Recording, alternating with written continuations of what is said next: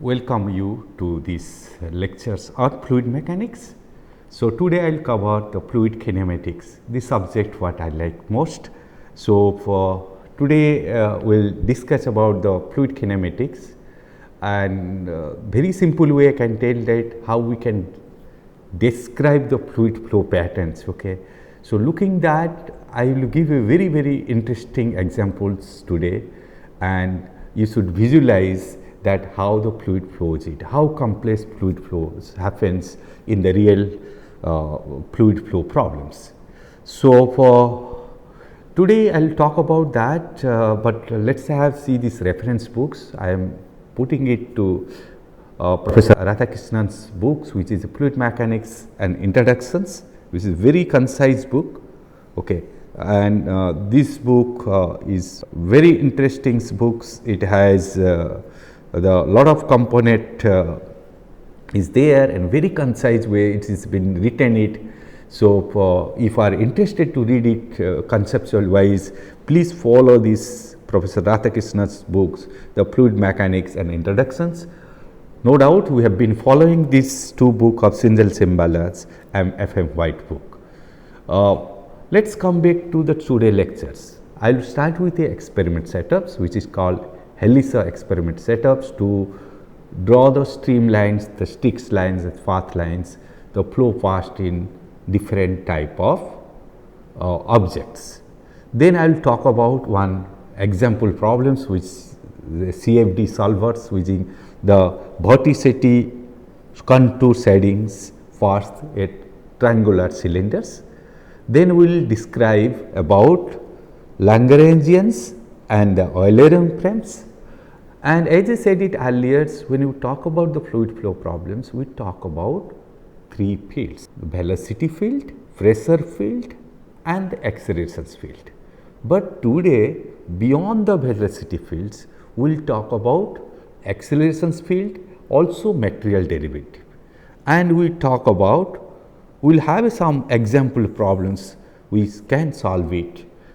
For very simple way we can solve the example problems, which is more like that GATE or the engineering service questions papers. So, similar way we can have a example problems where we can solve for the velocities and accelerations fields. Then we will go for very interesting talk about the motion and the deformations of fluid flow.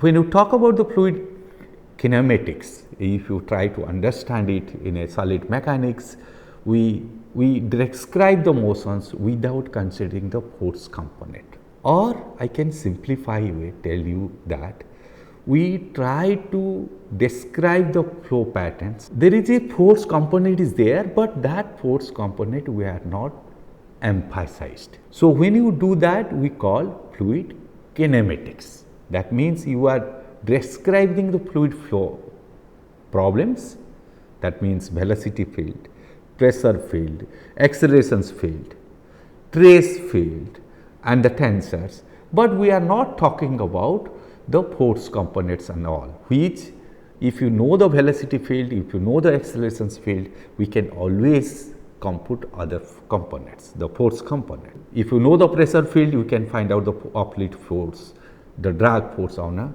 object passing by different type of the flow phenomena.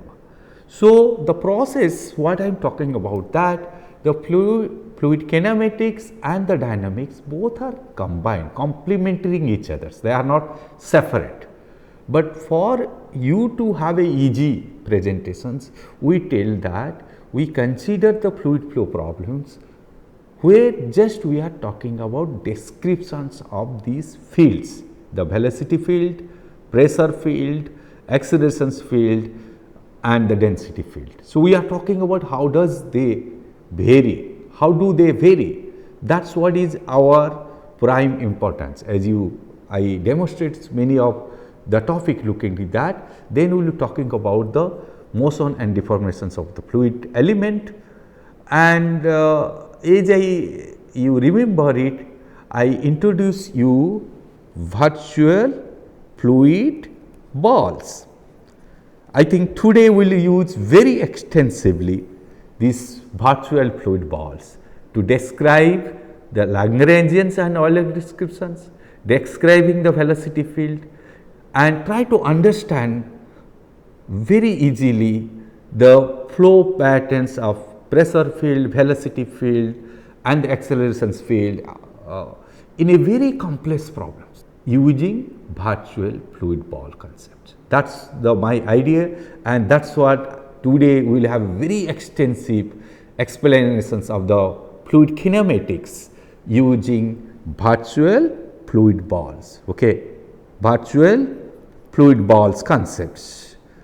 So, let us have a today lectures, and let us start with the experimental setups which we call Helisa apparatus, okay, where we can generate the constant flow, and there are the patterns of the color dye we can inject it. As we injected the color dye from these color dyes are follows the path lines or the sticks lines. As we make the flow in steady, so the streamline and sticks line, when you look it, if I put the color dye, so this what will be show me the stick lines or the path lines. If I tracing on that, okay, path line or streak line, or since it is a steady flow, I can tell it that is a streamlines. So, many of the times we are very much familiarized with the streamlines, but when you look it, so what are these lines? Is that the streamlines, different colors, flow passing over this object. So, we can see that how the streamline patterns are happening it. As we change the flow Reynolds numbers, this pattern changes it. More we will have a discussions that how the flow passed an object, we have to describe it, but this is the experiment we have used it to plot the streamlines using a color dye and uniform plate flow. Okay. So, that is the reasons in a graph paper we trace these streamlines, straight the streamlines. As we control the flow, we will have a different velocity, different the discharge, you will have the change of the flow patterns. That what we do using Helisa apparatus setup which is there in IIT Guwahati. Now, if you look, it is very interesting experiment numerically is done by Professors Amresh Dalal and the PhD research scholar who develop the CFD solvers, and they have very unique lab which is called Anuprabha CFD lab. So, I acknowledge their these PPT to that. Okay, let us understand what is this PPTs. If you look at these colorful things, what it happens is that there is a triangular cylinders are there and there is a uniform flow, and they are just looking at vorticity, how the vorticity is going on. So, you can see that the vortex what is generated from the up and down, they behave differently, and at the different times the shading patterns are changing it. We will discuss about what is the vortex, but you can understand it, this type of vortex patterns happen when you have a uniform flow passing through a triangular cylinders. Okay. The triangular cylinders, you will have this type of two-dimensional pattern of the flow. But if you just include a one small thread, if you look at that, the flow pattern changes it. Is that you see, look at there is such a simple thread is there, and the flow patterns, which is very interesting flow patterns, what is happening it, that is what is changing it. The flow pattern of this and the flow patterns here, the streamline pattern, the streak line patterns, the path lines will be the differ, and there are the vortex formations happening it, and the series of the vortex, the formations and moving downwards is called vortex shading or vortex contour shadings, what is happening it. Okay. And that is what is they have a compare with the experimental data and the numerical presentations, what the varies of the central line, the average velocities and the x values, and they are getting very close to what is the experimental result. So, similar way we can conduct in experiments, okay, putting a the triangular cylinders, and we can look at how the vortex shedding patterns happens it.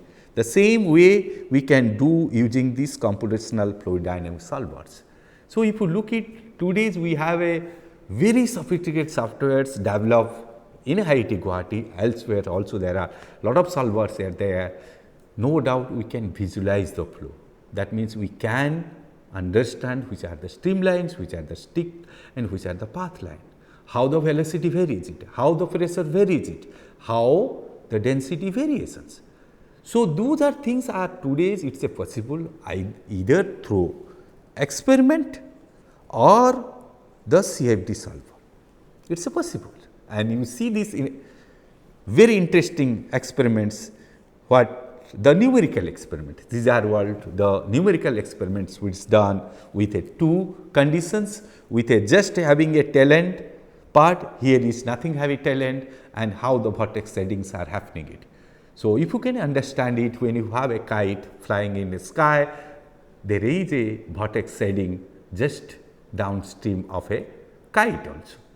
So, you can try to understand it, or you can try to understand it if a bullet train, the train of more than 300 kilometer per hour is moving with that speed, we have a triangular shape, it can have a this type of vortex settings. So, this process what we are representing is that you have what I am giving example is that let you have the not the triangular cylinders which is moving maybe very fast of 300 kilometer per hours, and it can have a vortex setting like this. It can have a vortex setting like this. So, try to understand these simple problems, what it happens for real engineering problems, that we try to understand it. Okay. Now, let us come back to that as given in the textbook, that we describe the fluid flow things, okay, descriptions of motion of the fluid flow without considering the force causing that motions. I just differ on this statement. There is a force components which causes the motions, but here we are not considering, we are not empathized. I think this considering sentence is not appropriate, but we can say it is, we are not emphasized what is the force system. More we are oriented to know it, what is the descriptions of the motion of the fluid, as I demonstrated earlier, the flow fast in triangular cylinders. So, we are bothering about how the descriptions of the fluid flows. Okay. So, that is the reasons we will talk about now virtual fluid balls. Okay. That is the way the fluid motions are described in two fundamental ways. One is Lagrangian descriptions, is a long ago, okay, 1736, 1830s. The Italian mathematician describes Lagrange describe these motions, okay, that is what called the Lagrangians. Okay. Similar way you have the description of fluid motions with the field concept, and where that is the Lagrangian particle concept, what we call the virtual fluid ball concept, which is I can say that intermediate of that. That is what the way I try to represent you, that virtual fluid balls are intermediate between these, which is not the particles or the concept or not the field concept. It is intermediate, so that student can visualize the fluid flow. And once you visualize the fluid flow, as you see that, you can solve many things, and or you can use that knowledge to interpret it, the very, very complex fluid flow problems solutions obtained from CFD solvers, as I demonstrated earlier. Very, very complex fluid flow problems, we can get a solution from the CFD solver, but the questions comes in, are they correct? So, that is the reasons we need to have a basic fundamental knowledge on the fluid mechanics. And the concept of the virtual fluid balls used intermediate of these two descriptions, Lagrangian Euler descriptions. One is a field, okay, which we described earlier, the velocity field and pressure field and the density field, or we talk about the particles level. Okay. fluid particles. That means a group of the molecules we are talking about. I think similar we are talking about virtual fluid balls is intermediate of particle levels and the field level. It is a conceptually the virtual ball, so that we can understand at the field level as well as we can understand at the particle level. That is my concept, and we are intermediate between these Lagrangians and the Eulerian concept. Now, we look at that what is the Lagrangians and the Eulerian concepts. Okay? If you look at a person is sitting here, so okay, he has a probe here and there is a industry, okay, it is a polluting the waters, and that is the pollutions are released it here, is having the concentration C. Can have any pollutions, okay, maybe dissolved oxygens or whatever be, okay. There is a concentrations of pollutions are happening it, and the pollutions loop is moving like this, like this. If the persons who is putting a probe here, measuring that concentrations, okay, then we call Eulerian frames. That means you have a fixed locations. At that fixed locations, you are measuring how the concentrations are varied. That means this part.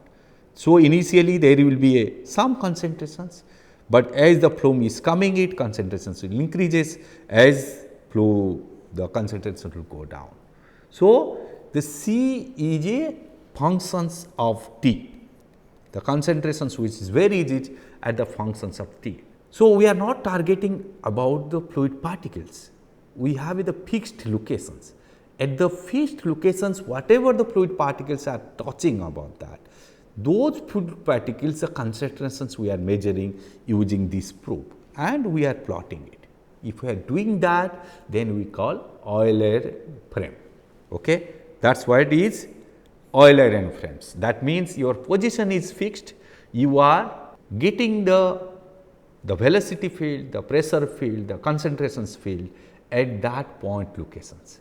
If that persons will going to measure the concentrations at different points, then you can develop a concentrations variability map or in a x, y and the t time, the space as well as the time.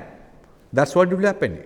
The persons what is A, which is Eulerian frame reference, if he can use this concept, not the single probe, if he can put let be 100 probes, okay, and measure the concentrations and develop the variability of the C with respect to positions and the time, then we will have this function. Other one is that Lagrangian frame. What do we mean by that?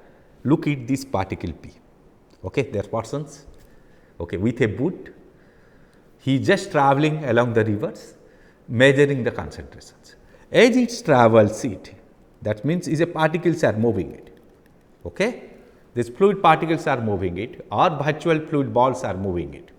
That is what we have concept, that the virtual fluid balls are moving it.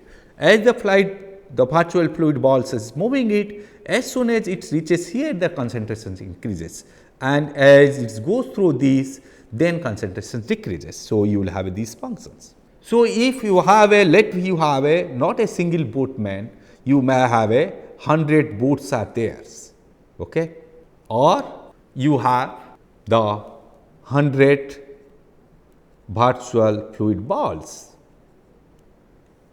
Then you can visualize that how the C varies with respect to positions and time. Since we are describing this concentrations field based on two ways the measurement. One is using a particles as particles moving it, or another is using the probe. We have a fixed locations, we are not bothering about which particles are coming, which fluid particles are hitting over that, but with that locations, with a time we are plotting it how the C varies with respect to time. So, this is a Eulerian frames descriptions of the concentrations. This is what Lagrangian frame of descriptions motions, where we track about the series of the fluid particles. or the virtual ball, how their concentrations are changed. And based on that, we have defined it that how the flow patterns are happening. So, either in a Lagrangian frame or Euler frameworks, there is no problems. Euler framework is a very easy because you are not looking at particles levels. But today world, as I introduce you to the virtual fluid balls, we can have. The earlier they used to tell it, we cannot follow the Lagrangian frameworks, because to describe this flow field, the concentration flow field, we may need 1000 numbers of the particles to describe it, which is too difficult to do it earlier. But now it is possible because you have a computational facilities, you can track it and you can visualize the fluid flow. So, that is the reasons I have introduced you about virtual fluid balls, which is just intermediate of this, and you just think it, you have the balls, thousands balls, I am ruling it, these thousands balls here. As the balls moves it, for each balls, how these concentrations are changes it, and that concentrations if I plot it, I will get the C variability in terms of space and the time. Or if I have 1000 probes, putting it in 1000 locations, measuring the concentrations, also I will get a C field. So, this is the field descriptions, this is the particle description.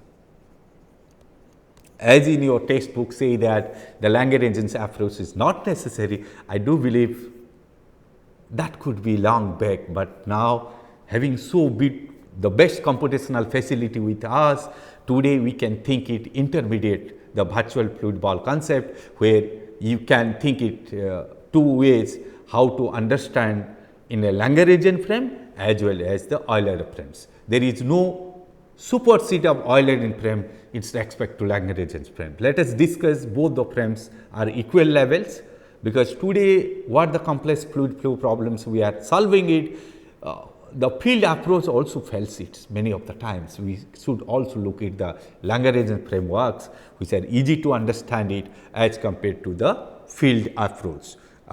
So, let look at when you talk about this Lagrangian Euler descriptions. Okay, the most interesting things we should talk about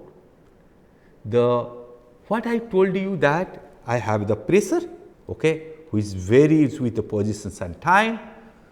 I have the velocity factors which is varying with the positions and time, and I have the densities which varies in positions and time.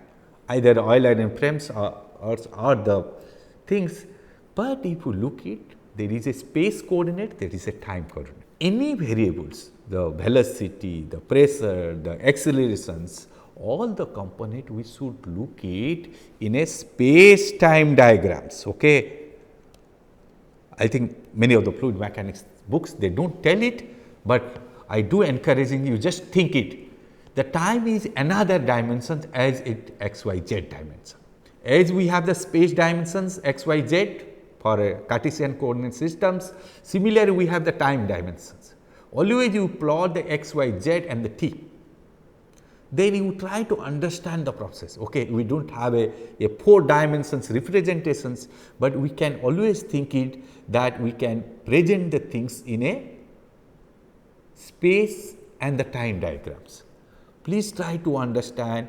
I can describe this process of pressure field, velocity field, density field with in a space and time diagrams. Okay. That means there will be x and y coordinates, z coordinate and the time coordinate. That is a 4 dimensional component.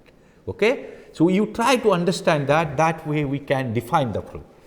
And if you know it, how does it vary, this velocity, the pressures, the density, accelerations, then it is easy to visualize that. So, always we should have a 3-dimensional perspective view of how do these the fields vary, and if you can understand that, then we can solve many of the problems. That is the reasons I am putting these graphs of 3-dimensional graphs to you. We just told it in the last slides that we measure the concentrations which varies with positions and the time.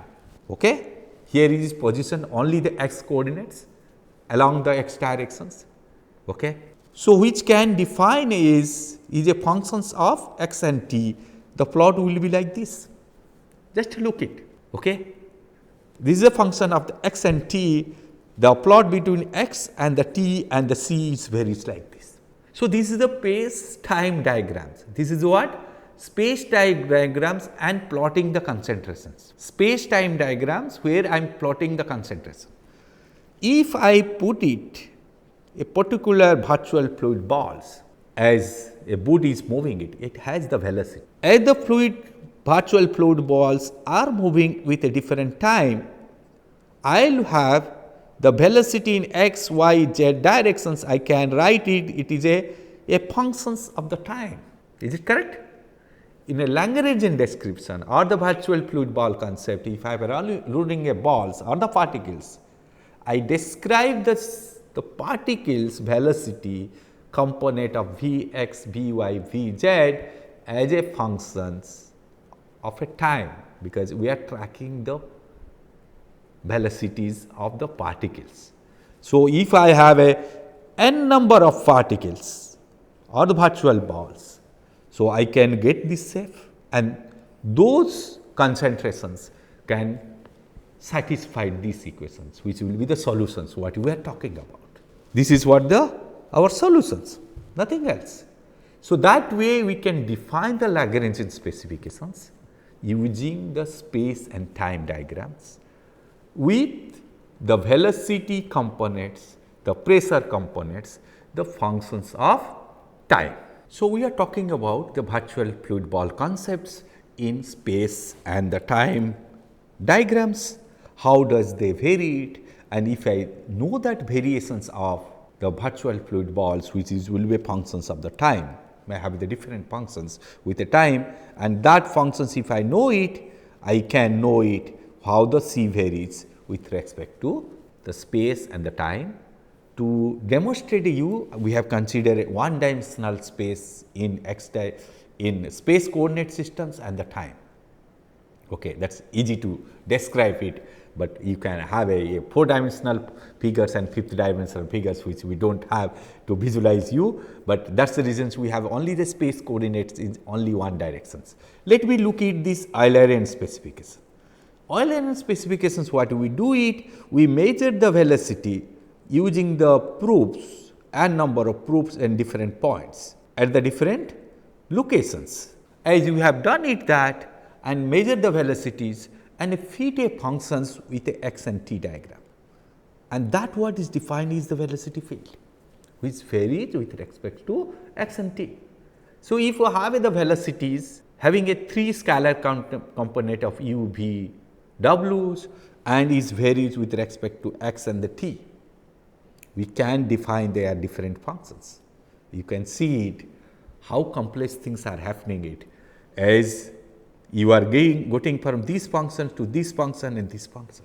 So, if you just look at the shape of these functions, it is quite interesting. So, that way you can build a very complex functions to define the fluid flow. So, but in this Eulerian frames, since we define this velocity, the u velocity component, the scalar velocity in the x direction is a functions of positions and time, and the v is a positions and time, and w will be the positions and time. So, we define as a space functions and the time functions of u, v, w. And as I demonstrated just showing these 3 functions, how the shape changes, how the color changes. Okay. So, you can imagine it that if you have 2 different variables, it changes your shape changes, your surface changes.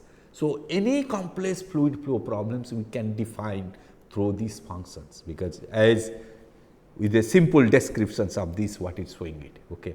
That is the reasons I just encourage you as students, please use the MATLAB code or Mathematica codes which is available use these different functions and try to look at the functional behavior, visualize that. If you visualize that, really you will appreciate the fluid mechanics.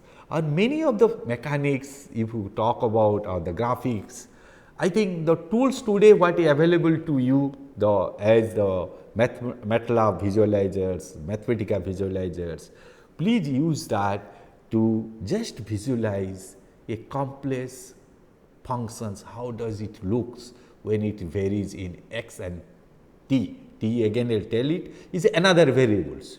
So, with a 2 space the variability is like this. If you talk about there will be variability in 3 dimensional, 4th dimensional, 5th dimensional, and you can imagine it what complex shape of the figures we can get it. So, I just encouraging you the students is please use the MATLAB visualizers, the mathematical visualizer, try different type of functions of 2 variables, 3 variables, plot it, visualize it. I think if you do that, you will appreciate the fluid mechanics, you will be engineers, which is that perfectly know what type of shape it is. Okay, that is the strength of engineers. It is not like what is there in the textbook, but how do you visualize the equations and visualize the fluid flow problems, thermal problems, you talk about any problems, all we can use the functions to define the field. That is the reasons I encourage it. Please use MATLAB visualizers, the mathematical visualizers.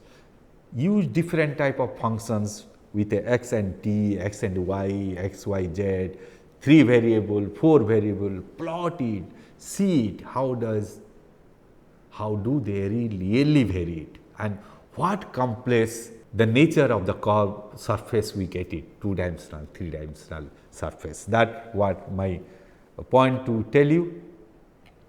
Now, coming back to the Lagrangian frameworks, okay, which is nothing else, which is a virtual fluid ball concept. So, that means at a time t I have a positions vectors where I know this the c which is varies with a t and this the a positions vectors. At the t plus delta t time there is a change of, let me consider the velocity v is here. At this point this velocity changes v plus delta v. At the time equal to t plus delta t, the concentration changes it. It has a functions with a positions vector of r. The r is a positions vector is a depending upon accelerations and the time factors. So, if you look at that way, if I have the fluid particles, I can describe as a particles motions at the time t and t plus delta t. The concentrations of that in that fluid particles, maybe dissolved oxygens, maybe BOD, whatever the component of the concentrations is that what is vary from t time to t delta t. So, this is what the position vectors, the particle movements at the t plus delta t we are describing to these concentrations varies from c, and how this also depends upon the positions vectors at the a at the initial position vector, at the t plus delta t we have a position vector, and you have the velocity vectors like this which is having the scalar components. So, if you try to understand is that I have a n number of virtual fluid balls are there and I want to track it. So, each fluid balls are having the velocity, and as at the time t it have a v velocity, at t plus delta t it will have a v plus delta v. There is a change of the positions, there is a change of the velocity, that means there is a accelerations, there is a force components. So, if I am tracking of n number of virtual fluid balls, that means I am describing the velocity field, I am describing this the pressure field, I am describing the accelerations field, I am describing the density field. That is, and these things how do they vary with the positions vectors, that what we are illustrating it. So, that what the Lagrangian framework concept with a virtual fluid balls. Now, if you talk about that, as is told in many books, that when you describe the Lagrangians where the individual fluid particles will mark it, positions, their velocity and this. Same things I think I discussed in very beginning is that when you have a n balls should be considered and they should have a different velocity and their directions. Okay, v and v weights, the velocity factors can have a different directions, can have a different magnitudes, and can have move any directions. Okay. But here, so that way you have a positions, their positions are changing it, the velocity is changing it, the pressure field is also changing it. That what we can find out to define this, the flow descriptions, that how the flow varies it, how the velocity varies, how pressure variations are there. Basically, when you do this in a Lagrangian framework, it is a very easy that mass conservations at the particle levels, momentum conservations, energy, we can apply it very easily as compared to the Eulerian framework, because we know it, we track of the fluid particles. But again I will tell that fluid flow is a continuum phenomenon, there is no doubt about that, that is what we discussed a lot. What my idea to tell it that today's, because we have a so sophisticated fluid mechanics tools are available, these virtual fluid balls we can use to visualize the flow, because lot of the solutions are available from the CFD solvers. There are high sophisticated instruments are nowadays available to measure the three-dimensional velocities, pressure field, but we need to now interpret that data. That data we can interpret it if we strengthen our flow visualization. How to strengthen that flow visualization? If I have a understanding how the virtual fluid balls moves it. If I understand that, I can have a confidence to analyze complex fluid flow problems, solutions what we get it from CFD solver, from advanced fluid mechanics labs having three-dimensional velocity, pressure measurements and all. So, what I am to debate it here, it is okay in a textbook, it is written it, the descriptions is not rarely used, but I can say in present era we should use the virtual fluid ball concept to understand more. What is virtual fluid balls? Again, if you talk about in terms of path line, streamline and strict lines, it is a path line. We have a particle concept, the Lagrangian concept. We already discussed about the path line. It is nothing else. It is a path line. Okay? It's a very simple thing. It is a path line. We are describing the path line of the Lagrangian concept. As I saw you the Helisa experiments, these are the path lines. We just individual fluid particles, we just dye it, give a color to that, and we track over that, how it is going on. That is what is the path line. So, the Lagrangian concept is a path line, that is what we follow it. But in case of Eulerian concept, as I said that we have the probe, okay, and that probe has a positions x, y, z, where it is in terms of three-dimensional, and then you have the time we measure it, like in case of the velocity. So, we define in terms of a scalar field of u, v, w, which varies with the positions and the time. These are the velocity scalar component in u directions, the velocity scalar component in v directions, means y direction and z directions, that what having a functions with the positions and the time. This is what the velocity field what we have described it. Either you can get it from CFD solvers or you can get it from very advanced fluid mechanics with the measurement facilities. Okay? But if you take a virtual fluid balls or the particles. That means you track upon that, the particles. That is what we described it, is the velocity, is a particle velocity at the time, how it is varied. So, similar way, if I am looking at Newton's second laws, it say that force is equal to mass into accelerations. Force is vector component, accelerations is the vector component. Okay? And both are the parallels. Okay? So, force and the particle. At the particle levels, like in solid mechanics, the force we can put is mass into acceleration.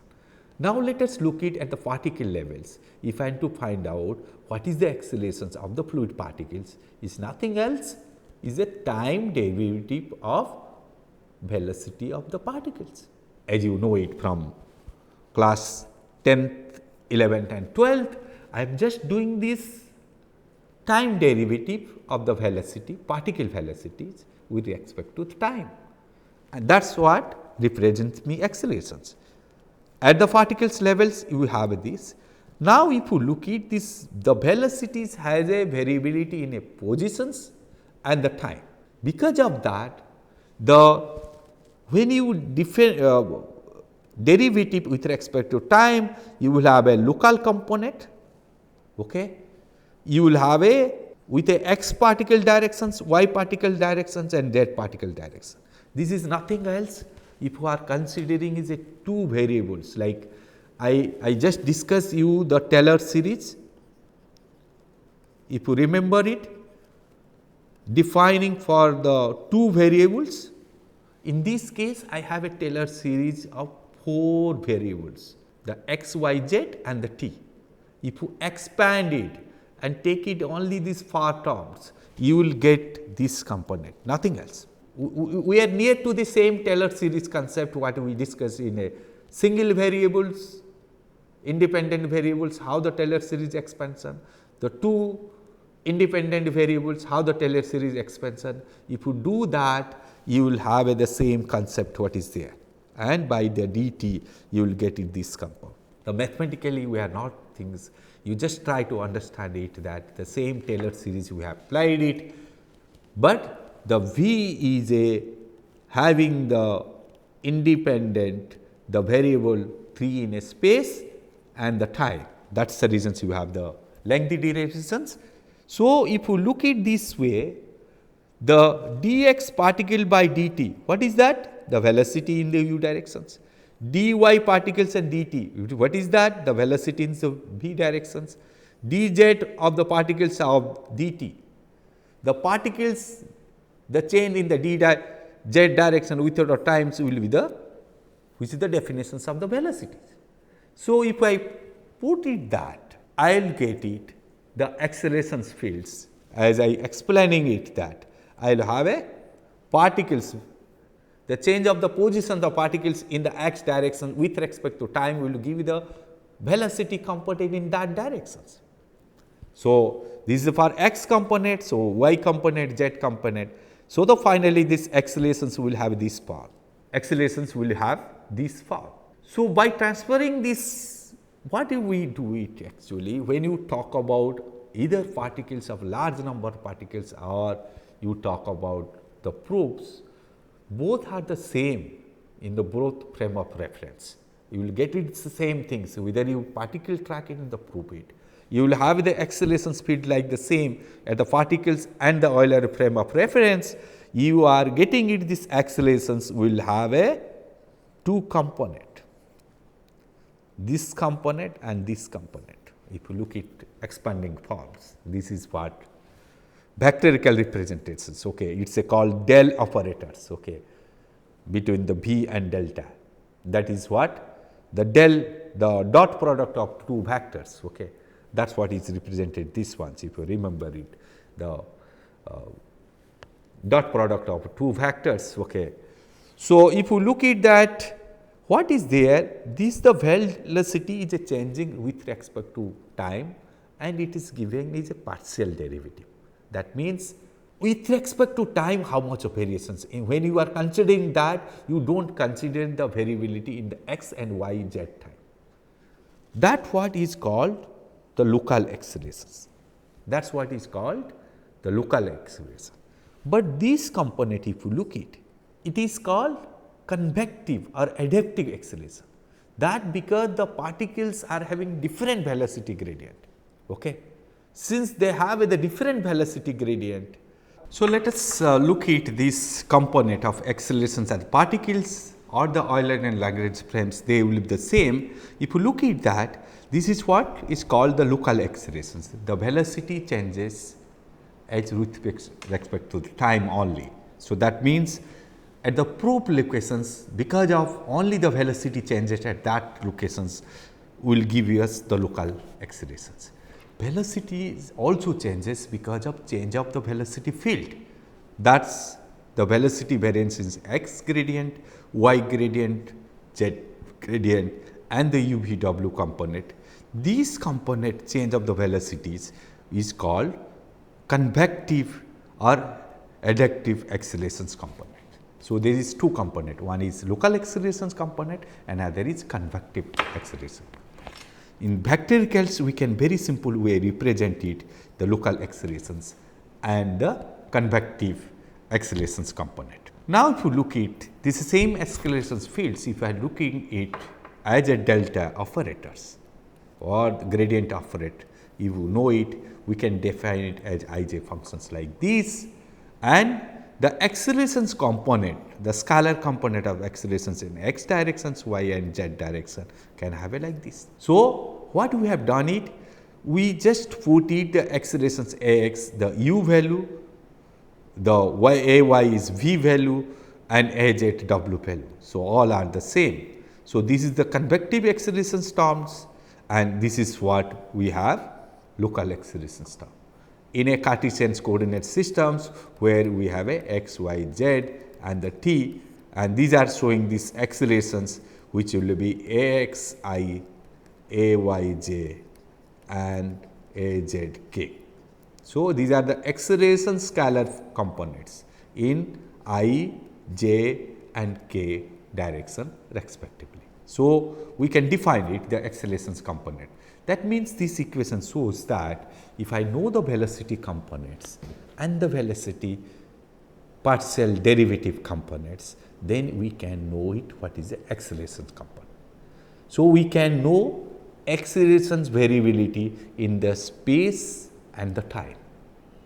Space and the time, if I know this velocity variability, the partial derivative of velocity with respect to the space x, y, z, also the time variability of this velocity with respect to the time. If I know this component, I can compute this scalar component using this equation. You can easily remember these equations, which is just have a replace of u, v, w, it is nothing else representing the ax, ay, az component. But many of the times people talk about material derivative, it is nothing else. It is that the change, it is a special name of material derivative, means when you talk about a particles, along the particles you compute the derivative with respect to the time. It is a total derivative or the material derivative or the particle derivatives is nothing else. We already proved it that these derivatives we can define as these functions. That is what we have defined it.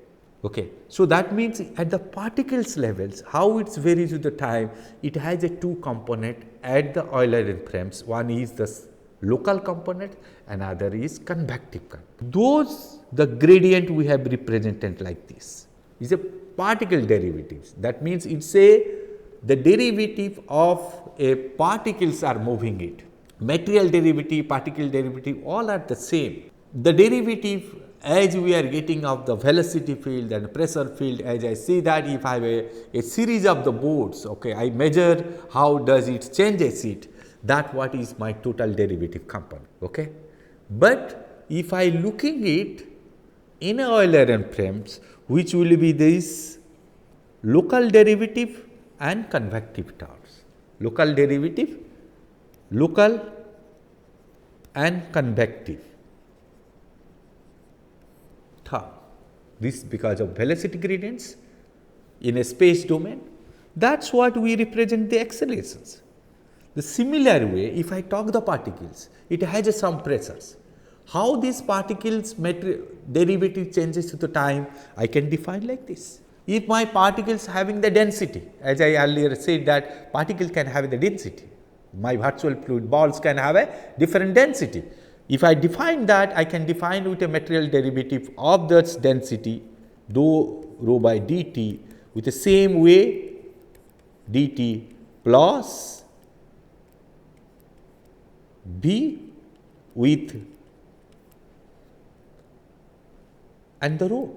So, if you look at that, either it is a density, the pressure or the velocity, all the things we can define in terms of particle derivative forms or the material derivative form. Some people tell different names, but all are the same. So, we are talking about in terms of Lagrangian framework to link it with the Euler frameworks which having a local and convective terms.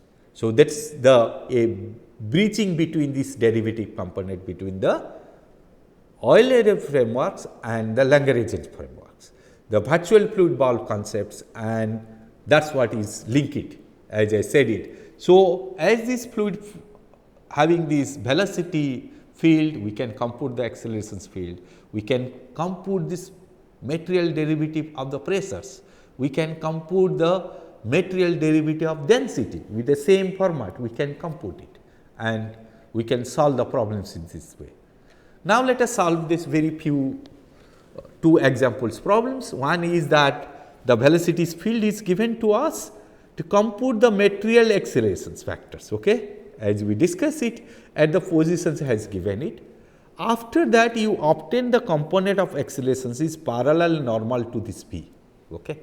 So, let us solve the first part is that means I know the velocity field, I know this u, v, w components. Okay. I will do this partial derivative, substitute the bx, by, and the time derivative. There is no time components. Okay. So, there is these components becomes 0, velocity does not have any time components, that becomes 0. So, we just substitute it and we get these accelerations these ones.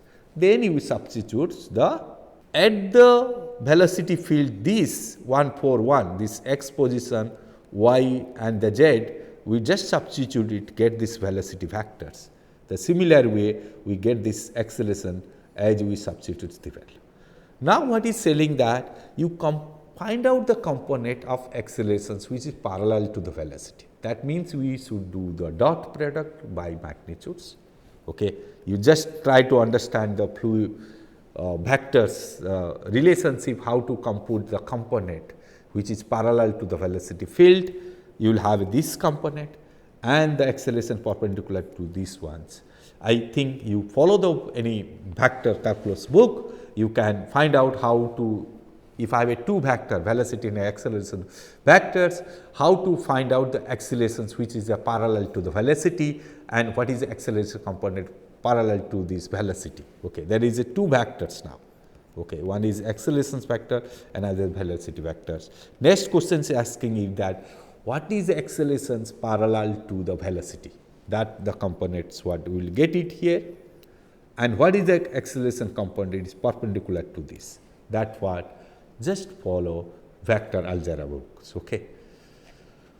Now, talk about another very simple interesting problems, that the velocity field is given to us.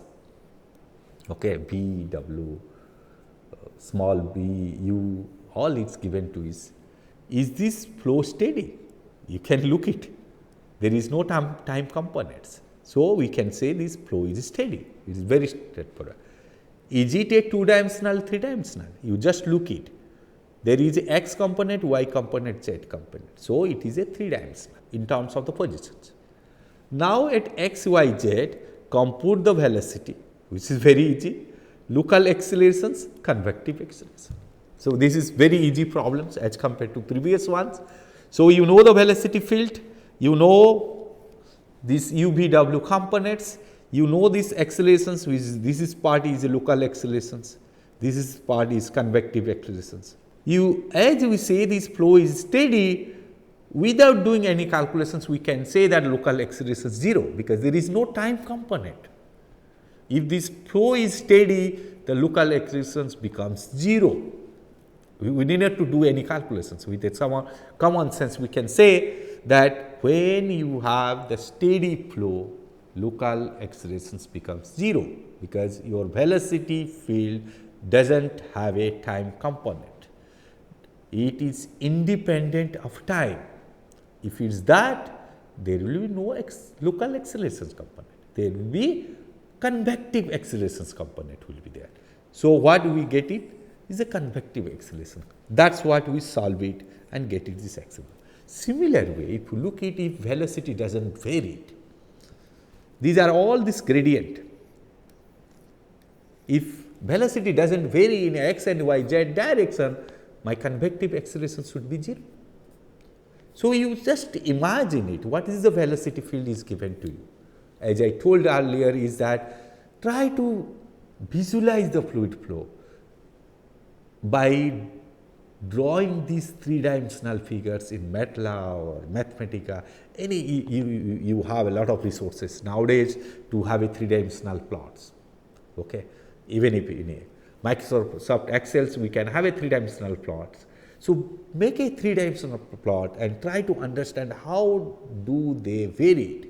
As I told you that when you compute the accelerations field, if the problem is lacking, it is the local accelerations is there or not, first look at it whether the flow is steady or unsteady.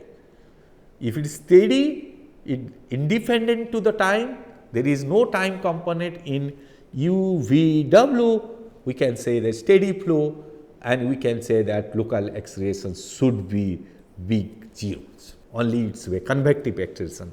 Similar way, if my u, v, w all are constant, they do not vary with the time, all are constant, the convective accelerations becomes 0. So, you can visualize this thing. The problems of the fluid mechanics are too easy, but you try to understand the functions, how do they vary. If you understand that, you can use these simple mathematics to solve these things. Now, to compute the velocity field and acceleration field, we just substitute the velocity at the positions 1 and 1, what should be that and what should be the resultant velocities, as you know from vector calculations. Similar way, these local accelerations components also and convective accelerations component, we can compute it. So, we can have a references this. With this, let us conclude today's lectures, showing you very interesting photographs of 2D photographs which is available in internet. Today is 30th April 2019. Okay. You can see there was cyclonic formations happened in Bay of Bengal, wind directions and vortex motions. Is it not very interesting? We talk about a small helice saw experiment setup. It's a big experiment setup, big. Is it correct? Very big experiment setup with vortex formations. And these cyclones, we are predicting it, we are tracking it, what could be the cyclone. You see these figures, you try to understand how complex flow patterns happens during the cyclonic formations, how the vortex patterns, how the wind directions are changing it. So, we have a big experiment, natural experiment setups is the cyclonic formations, okay, not this small experimental setup, but the HELISA experiment setup with a color dye experiment. But today we are fortunate enough to see the process at different scale, smaller scales to much bigger scale. With this, let me finish these lectures with just showing you the summaries as I told it earlier. And today lecture I just spend a lot of time you to just understand what is the difference between Lagrangians and the Euler descriptions. And we talk about the velocity field and the acceleration field.